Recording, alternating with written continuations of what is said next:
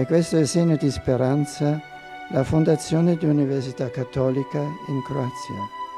Auspico che essa contribuisca a fare unità tra i diversi ambiti della cultura contemporanea, i valori, l'identità del vostro popolo, dando continuità al fecondo apporto ecclesiale alla storia della nobile nazione croata. Mislim da je odluka kardinala Bozovića da krene u to sveučilište nešto što će imati dalekosežne, izvrsne i posljedice i utjecaj na događanja u Hrvatskoj našoj crkvi.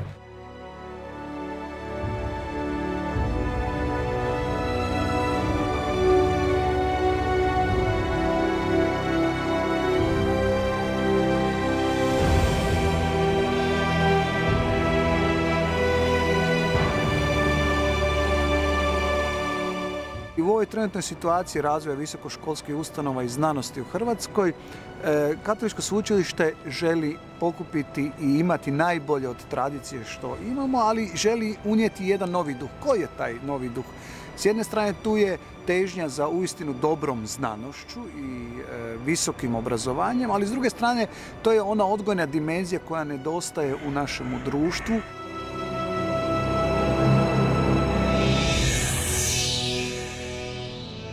Hrvatska je bila ostavljena i od takozvanog zapada. Ostavljena je da zapravo rješava samo svoje probleme, prvo probleme agresije, a zatim probleme obnove i izgradnje nekog drugog i gospodarskog i političkog sustava.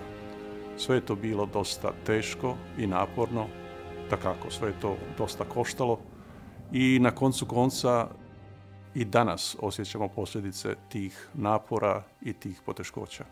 U Hrvatskoj se nije obavila takozvana lustracija, to jest da se onemogući onima koji su sudjelovali u represivnim tijelima bivše države, da nastave sudjelovati u političkom životu.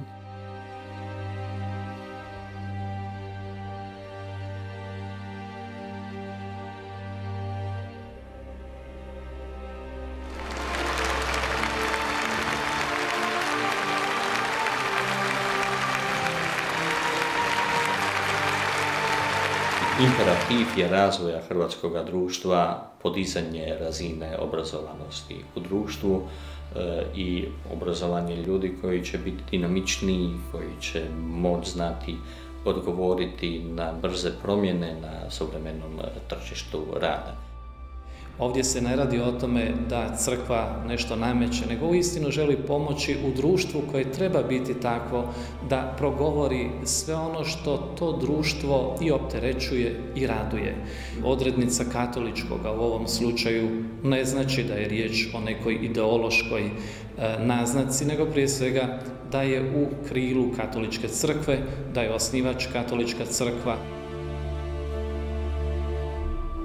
Znači nije sad indoktrinacija katoličanstvom, nego jednostavno prisutan je taj duh i osjeti se na jedan dobar način, da je svima ugodno, može se sa svakim popričat i isto mislim da to doprinosi jednoj cijeloj zajednici nas ovdje na Katoličkom sveučilištu, da se sjećamo bolje, opuštenije i mislim da je to isto jedan preduvjet za ostvarivanje dobrih rezultata u studiranju. Moje očekivanja kvalitetnog studija, te jedne ugodne atmosfere i zajedništva kako sa profesorima, tako i sa ostalim studentima su se potpuno ostvarile. Hrvatsko katoličko sveučilište prvo je moderno katoličko sveučilište u Hrvatskoj. To je jedna povijesna prilika i mogućnost. Hrvatska je već 14 stoljeća katolička zemlja i kao takva stoji u tradiciji europske kršćanske kulture, povijesti i identiteta. U Europi postoje katolička sveučilišta, ali 3 su sigurno ona koja su par excellence i jako poznata i u svojim vlastitim zemljama i u Europi i u svijetu.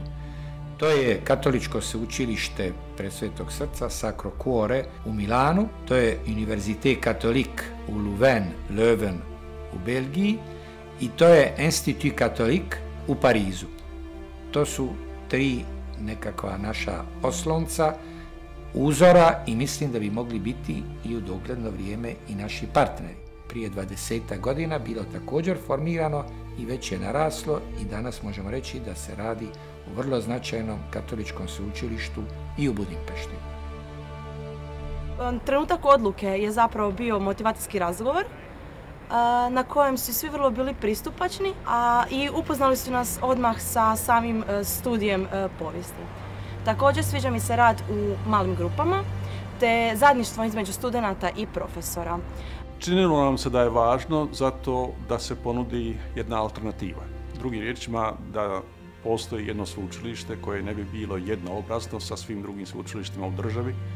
Mislim da imamo što ponuditi i da na kraju krajeva je važno da postojeća državna sveučilišta dobiju zdravu konkurenciju i da studenti imaju alternativu. Imamo samo 8% visoko obrazovanih. S druge strane imamo 40% ljudi koji imaju samo osnovnu školu završenu. Dakle, praktično imamo 2/3 hrvatskog društva je neadekvatno obrazovano za suvremenu podjelu rada i za biti kompetitivni na vrlo zahtjevnom svjetskom, europskom tržištu. To je razlog zašto ima smisla osnivati jedno novo sveučilište. Slovačka, koja je otprilike velika kao Hrvatska, ima 23 sveučilišta. Hrvatska ima 8 sveučilišta, sada s katoličkim sveučilištem 9 sveučilišta. Pokušali smo da kao crkva prisutna u visokom obrazovanju pomognemo zapravo svima onima koji prepoznaju inače u katoličkoj crkvi vrijednosti koje su dragocjene za ovo društvo. Ponavljam, ovdje se ne radi o tome da je nastojanje da društvo nešto da crkvi, nego baš suprotno. U taj je projekt crkva puno uložila ne samo svojih materijalnih sredstava, nego i puno energije, ljudi koji su spremni darovati i dio svoga vremena i svoga znanja da bi zaživjelo nešto što smatramo iznimno vrijednim. Mi smo tek na samim počecima i naše sveučilište treba biti izgrađeno u svakom smislu i značenju te riječi.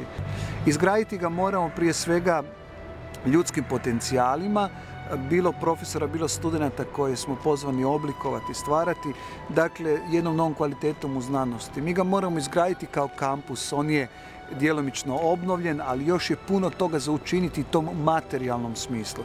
Duhovno, intelektualno i materijalno zajedno.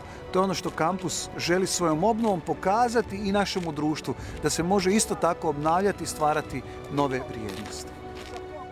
Mislim da je ovaj pothvat od kritične važnosti za Hrvatsku i u svakodnevnom radu se potvrđuje ona osnovna kršćanska istina da svaka osoba, svaki pojedinac je važan i može mijenjati stvari na bolje.